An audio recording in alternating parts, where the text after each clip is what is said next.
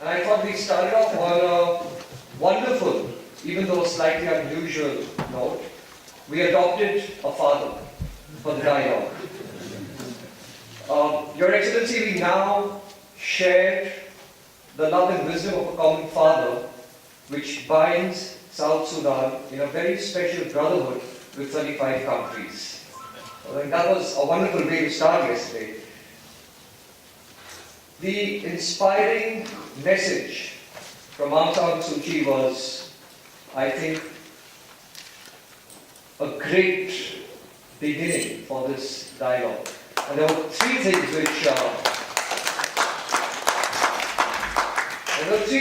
which I picked up from there, which struck a chord, which were very inspiring.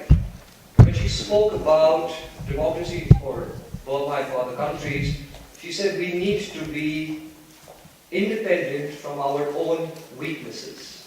We need to be independent from our own weaknesses.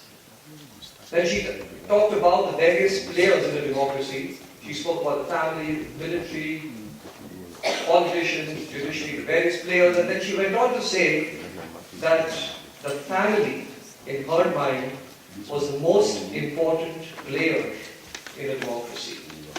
And the third thing which she said, which is quite thought-provoking, and I think to a large extent betrays her passion and urgency for bringing about change in her country, is when she spoke about not taking one step at a time, but taking many steps in many directions. I think that captured her sentiment for her country. Yesterday in the morning, before we actually started off the inauguration, some of us had the opportunity of having an informal session with our friends from Egypt, which was an absolutely gripping session.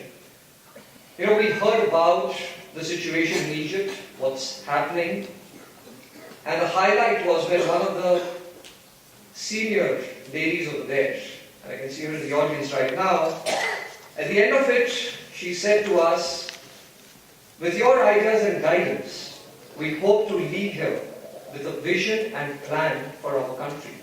And I thought that just captured the emotion of Egypt, that they're looking for a vision and plan for their country. And I don't know whether we can, in our own small or big way, play a role, spending time with our friends from Egypt, and see how we can contribute to that.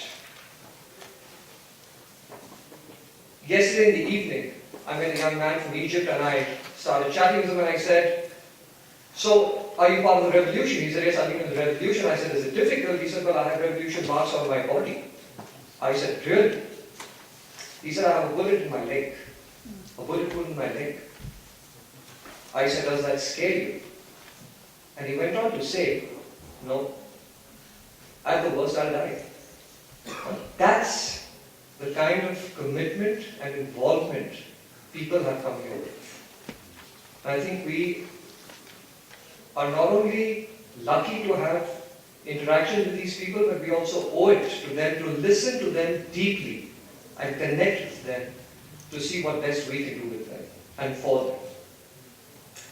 I thought Mona's statement yesterday, I think it was your statement, where you said, making democracy real is everybody's business.